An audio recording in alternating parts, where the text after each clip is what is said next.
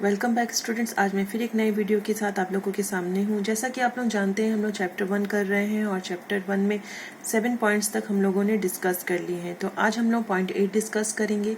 तो आप लोग ध्यान से देखिए, पेपर में पॉइंट 8 है हमारा, the Mahatma's sacrifice for the country. देश के लिए महात्मा का बलिदान।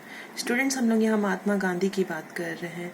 जैसा कि आप लोग जानते हैं, महात्मा गांधी ने हमारे देश को फ्रीडम दिलाने में बहुत बड़ा योगदान दिया है। और जब उनके आंखों के सामने हमारे देश के 2 टुकड़े हो रहे थे, देश का विभाजन हो रहा था, तो वह बहुत दुखी हुए। जितनी खुशी उन्हें देश के स्वतंत्र होने से नहीं हो रही थी, उससे ही ज़्यादा दुख उन्हें भारत की विभाजन होने से हो रहा था। खास करके हमारे देश में जो सांप्रदायिक हिंसा छिड़ चुकी थी, जो हमारे देश में नरसंहार की स्थिति बन गई थी, उस वजह से वो बहुत ज़्यादा दुखी थे। खास करके कलकत्ता और दिल्ली की स्थिति तो बहुत ही भयावह हो गई थी।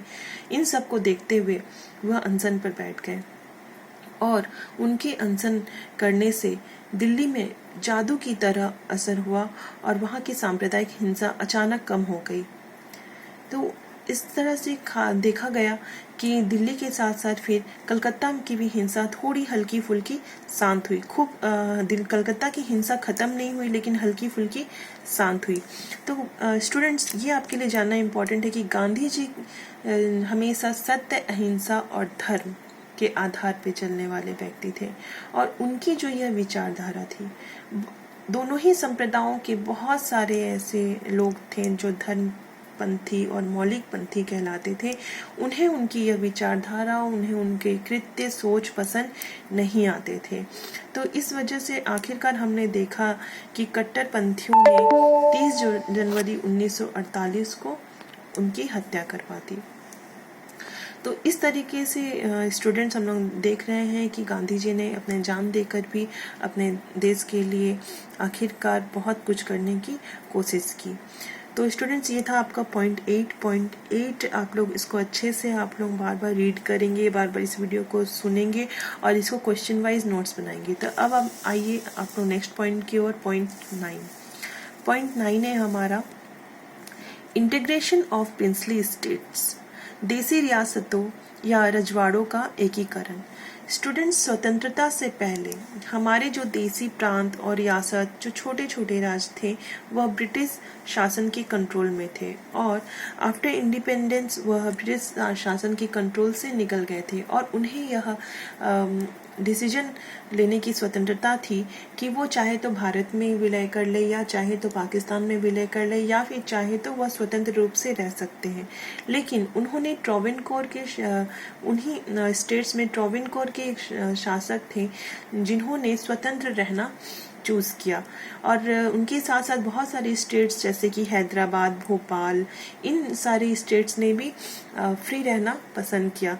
ये यहाँ तक तो ठीक था, लेकिन उस समय यह पाया गया कि बहुत सारे स्टेट्स निरंकुशवादी शासन चला रहे हैं और अपने प्रजा को लोकतांत्रिक अधिकार देना नहीं चाह रहे हैं, जिस वजह से भारत सरकार को वहाँ पे हस्तक्षेप करना पड़ा और बहुत सारे स्टेट्स को बल के माध्यम से भारत में विलय कराना पड़ा। तो स्टूडेंट्स, ये था आपका देसी रियासतों और रजवाड़ों का एकीकरण। इस टॉपिक पे हम लोग नेक्स्ट पॉइंट में भी थोड़ा और डिस्कस करेंगे, तो इसको भी आप लोग ध्यान से सुन लें और इसको आप क्वेश्चन वाइज नोट्स बनाइए।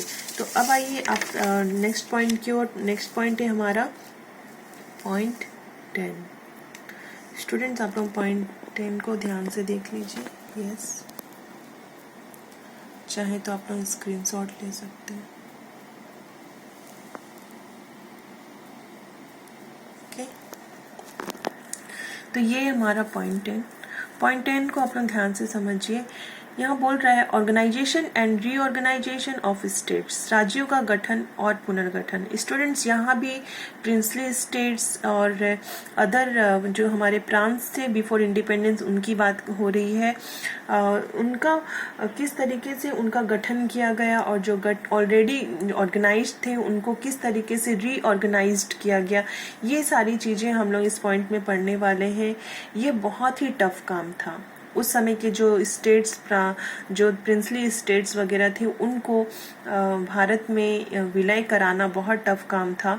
तो यह जिम्मेदारी दी गई थी सरदार वल्लभ भाई पटेल और वीपी मेनन को, और इन दोनों ने अपना रोल बहुत ही अच्छे से निभाया। यह सभी रियासतों के निज़ाम और नवाबों से मिले और वहाँ उन लोगों से खुल के बातें करी, उनके प्रॉब्लम्स को सुना, और आखिरकार उन्होंने उन्हें भारत के साथ विलय कराने के लिए मना लिया। जब वह रियासतों के साथ समझौते कर रहे थे तो उनकी संपत्ति और जमींदारी को लेने के बदले में उन्होंने प्रीवी पर्स देना सुनिश्चित किया, और प्रीवी पर्स बिल्कुल संवैधानिक रूप से उन्हें प्रदान किया। संविधान में इस बात का उल्लेख किया गया कि सभी राज्यों को विलय के बदले उन्हें प्रीवी पर्स दिया जाएगा। तो इस तरीके से सरदार वल्लभ भाई पटेल ने जूनागढ़, हैदराबाद, मणिपुर, गोवा, पांडिचेरी का विलय कराया। लेकिन स्टूडेंट्स, इन सारे स्टेट्स का जो मैं नाम ले रही हूँ, इन स्टेट्स में हैदराबाद और गोवा, पांडिचेरी का विलय कराना बहुत ज़्यादा टफ था, क्योंकि इनका विलय कराने में भारत को सैन्य बल का इस्तेमाल करना पड़ा। तो स्टूडेंट्स, अंततः भारत ने इन राज्यों का विलय करा लिया। तो आप लोग देख रहे हैं कि ये था हमारा पॉइंट 10। अब आइए आप लोग नेक्स्ट पॉइंट की ओर, हमारा पॉइंट 11। पॉइंट 11 बहुत इम्पॉर्टेंट टॉपिक है, द कश्मीर प्रॉब्लम। आप लोग इसको ध्यान से देख लीजिए और इसका स्क्रीनशॉट ले लीजिए। यस स्टूडेंट्स, आइए आप लोग पॉइंट 11 की ओर। पॉइंट 11 है द कश्मीर प्रॉब्लम। स्टूडेंट्स, आप लोग तो जानते हैं कि कश्मीर की समस्या हमारे देश की सबसे बड़ी समस्या है, और यह एक ऐसी समस्या है जो इंडिपेंडेंस के साथ शुरू हुई और जो अब तक बनी हुई है, और ख़ास करके यह भारत और पाकिस्तान के बीच की समस्या है। तो यह एक तरह से देखा जाए तो हमारे देश की बहुत बड़ी समस्याओं में गिनती आती है, और इसके वजह से भारत और पाकिस्तान के बीच के जो संबंध है हमेशा खराब रहे, और इन दोनों देशों के बीच काफ़ी सारे युद्ध भी हुए। तो स्टूडेंट्स, इसको थोड़ा ध्यान से थोड़ा सा जानने की ज़रूरत है कि 1947 में जब हमारा देश विभाजित हो रहा था, जब हमारा देश भारत और पाकिस्तान में बंटवारा हो रहा था, तो उस समय कश्मीर के जो शासक थे वह थे महाराजा हरि सिंह। महाराजा हरि सिंह ने स्वतंत्र राज्य का सपना देखा था और उन्होंने स्वतंत्र रहने का डिसीजन लिया, लेकिन विभाजन के दंगों के कारण पश्चिमी कश्मीर में मुसलमानों की हत्या हुई, और जिससे वहाँ के लोगों ने राजा के खिलाफ विद्रोह कर दिया, और उनके विद्रोह करने से बहुत वहाँ पे मुश्किलें आ गई, और वहाँ के लोगों ने आज़ाद कश्मीर सरकार की घोषणा करी, और इस मौके का लाभ उठाया पाकिस्तान ने वहाँ घुसपैठ करवानी शुरू कर दी, और उस घुसपैठ से राजा हरि सिंह बुरी तरह डर गए और उन्होंने भारत से मदद मांगी। और भारत से जब हरि सिंह ने मदद मांगी तो भारत सरकार ने उन्हें अधिग्रहण पत्र पर हस्ताक्षर करने को कहा। तो हरि सिंह ने शहर स्वीकार कर लिया, और वहाँ के जो नेता थे शेख अब्दुल्ला, उन्होंने भी इस बात पे सहमति दे दी। तो इस तरीके से कश्मीर का भारत में विलय हो गया, और वह बिल्कुल कानूनी तौर पे कश्मीर का भारत में विलय सभी ने स्वीकार किया। लेकिन इन सब के बावजूद भारत और पाकिस्तान में हमेशा कश्मीर को लेकर समस्या बनी रही। पाकिस्तान हमेशा कश्मीर पे अपना अधिकार मानता रहा, और भारत हमेशा अपना अधिकार। यह बहुत बड़ी समस्या हमारे देश में बनी रही, जो आज तक बनी हुई है। तो स्टूडेंट्स, आप लोगों ने देखा कि आज हम लोगों ने काफ़ी सारे पॉइंट्स पे डिस्कशन किया, पॉइंट 8, 9, 10 और 11। तो आप लोग ध्यान से ये सारे पॉइंट्स पे को फिर से बार बार वीडियो को देखेंगे, और इसका पूरा क्वेश्चन वाइज इसका नोट्स बनाएंगे। तो स्टूडेंट्स, आज के लिए इतना ही। नेक्स्ट वीडियो में मैं आप लोगों को नेक्स्ट पॉइंट पे डिस्कस करूँगी। तो आप लोग अपना ध्यान रखिए, stay endorse, stay safe. Thank you.